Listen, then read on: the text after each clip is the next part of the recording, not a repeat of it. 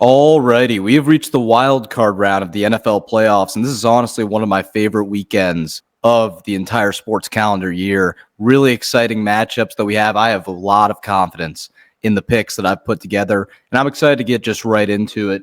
And the first game is going to be played on Saturday at 4:30. It's going to be the Chargers and the Texans. And I mean, if you look at it, you have two teams that have kind of been on different paths of recent. The Chargers, I think, had a really, really strong finish to the end of their season. Then you have the Texans, who started out really good. I think they started out as a team that a lot of people were putting in the top five. And then as the year kept going, injuries happened. You had O-line injuries. You had Stephon Diggs out for the year. You had Nico got hurt kind of in between the year. And then obviously you had that terrible Tank Dell knee injury. And they've kind of struggled throughout the rest of the year. But, I still think that Houston's going to come out and show that they belong in this game, in this one. But the Chargers, if you look at Harbaugh, if you look at what he's done, he's completely changed the culture there. He's made them a lot better. They're a different team with J.K. Dobbins, too. That's really big that he was able to come back and make that full recovery from that minor injury that he had. So I'm going to take the Chargers in this one, 24-20. I think it's a close game.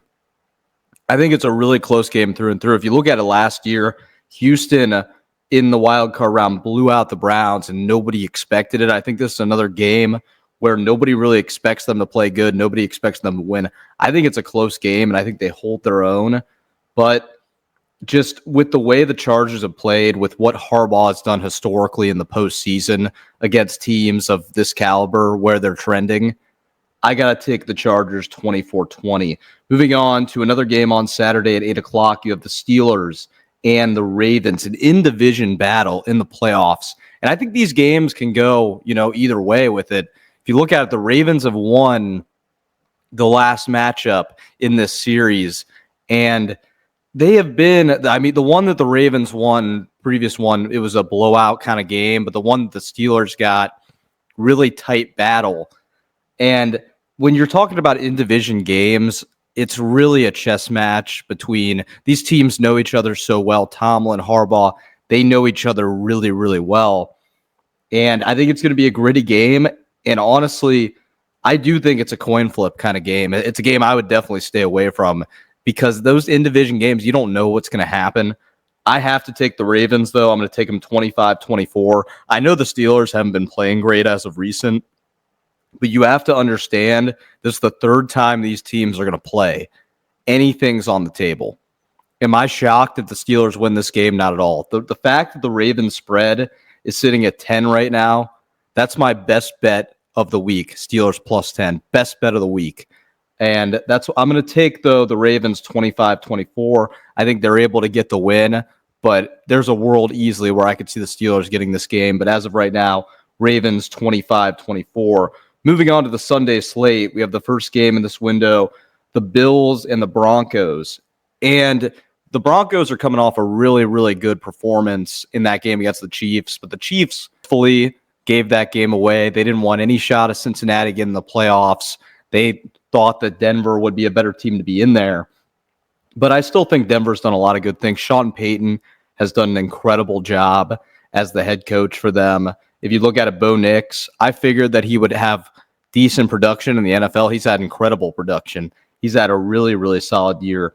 And it's just kind of worked. It just kind of came together, and they've been able to do things. But if you look at the Bills and Josh Allen, this is the best version of them that I've seen. They've looked really good. He's been able to throw the ball to a lot of people. He's playing like Superman out there.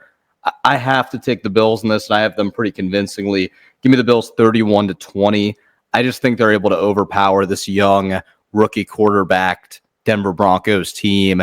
It's in Buffalo, too. They play really well there. It's probably going to be a snowy game. Plays to Buffalo's advantage. That's why I'm going to take the Bills 31-20. Moving on, we have the Packers and the Eagles. This is an incredible first playoff game. In the wild card round, this is about as good as it gets. You have Packers, Eagles. And I think at the beginning of the year, I thought the Packers could really run the table to get to the Super Bowl. But this is a really tough draw for them. Bad draw for the Eagles, too. But the Eagles just have so much depth, and they've just been so sound the entire year. Saquon Barkley has been a huge difference maker for them through and through. He's just made the right, end of game plays and situations that's given them opportunities to just break away from teams at the end of games. But if you look at the Packers, they have a lot of weapons. There is the news of Christian Watson. He's not going to play in this game. He's out for the year. That's their deep threat guy. I think that they would need him to be able to win a caliber of game like this. They still got a lot of other weapons like Reed and Wicks and all those guys. Josh Jacobs has had a really good year, power running year. But I got to take Saquon Barkley, Jalen Hurts, and the Philadelphia Eagles. I'm going to take them 35-32. I think it's a close game. I think that probably the Eagles are up by more. The Packers make it close at the end. Maybe the Eagles have a bigger lead at halftime. The Packers kind of close the gap. But I don't see the Packers being able to pull off this would be a massive upset. The way things have went this year, the amount of games the Eagles have won this year, this would be a massive upset if Green Bay was able to pull this off. I don't think they have quite the ability to do so. And that's why I'm going to take the Eagles 35-32. Moving on to the Sunday Night Football window game of the wild card weekend, you have the Commanders and the Bucs. And this is really interesting. I think this is a coin flip. In my head, I could see a million different outcomes through this game. The Commanders are playing really good. They're playing with a lot of fire.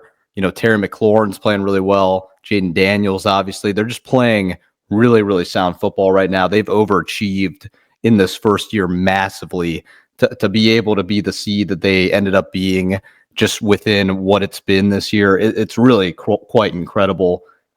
But if you look at this game, Tampa Bay in their last performance, I know they got the win, but I didn't like how they played in that. They nearly lost to that Saints team that was just far inferior in a game they had to have, kind of a playoff game like scenario, and they just didn't play very well. And that kind of alarms me when it comes to a game like this. And I'm starting to lean Washington's side more and more and more. I like the ability of Jaden Daniels. I think Baker has had he's had an incredible statistical year. Don't take anything away from what he's done this year. It's been an incredible statistical year. I thought last week when Mike Evans got that 1,000 yards, I thought that was one of the cooler moments in the NFL this season, to just see that and him able to do that. And Baker, he's thrown for 4,500 yards. I mean, that's a ridiculous year. That's a great year. But I just think the Commanders are on too much of a heater right now, and I'm gonna take the upset. Give me the Commanders 28-27. I think it's an absolute battle. As I continue to say, it's a coin flip for me. But I just like, if we're looking at how teams are playing now in the current day and age of what's going on, the Commanders are playing better football, and that's why I have to take them 28-27. Moving on to the Monday Night Football game of the wild card weekend, we have the best matchup, the Rams and the Vikings in Los Angeles.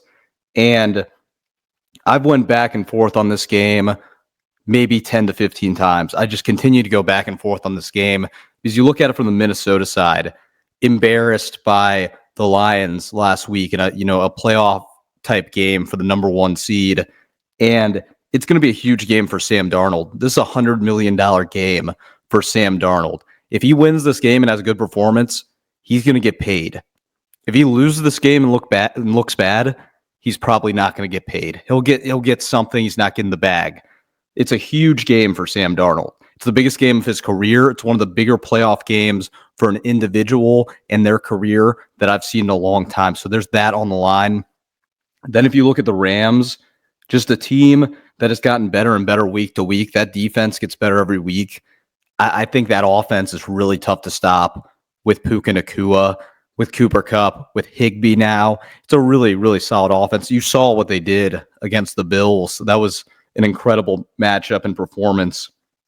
And I've went back and forth on it a million times. I know it's a huge game for Minnesota, and it's a massive game for Sam Darnold. But I just have more trust in Matt Stafford, Puka Nacua, and that defense, and Sean McVay. And I think Kevin O'Connell's a really, really solid head coach, like one of the next big premier guys in the future of this league. But if I'm going coach to coach, I like Sean McVay better. If we're going quarterback to quarterback, I like Matt Stafford better. They have the receiver category one in Minnesota. Justin Jefferson's an incredible talent, but Puka's pretty good. Puka makes a lot of winning plays for the Rams. I'm going to take them in a narrow victory, 30-28. I could see a lot of outcomes from this game too, like the Tampa and Washington game. I could see a lot of scenarios, a lot of possibilities for this game. But I think the Rams at home, the way that they've played in the playoffs under Sean McVay, I think they find a way to get this victory 30-28. That's going to do it for my wild card picks. I'll be back next week for the divisional round.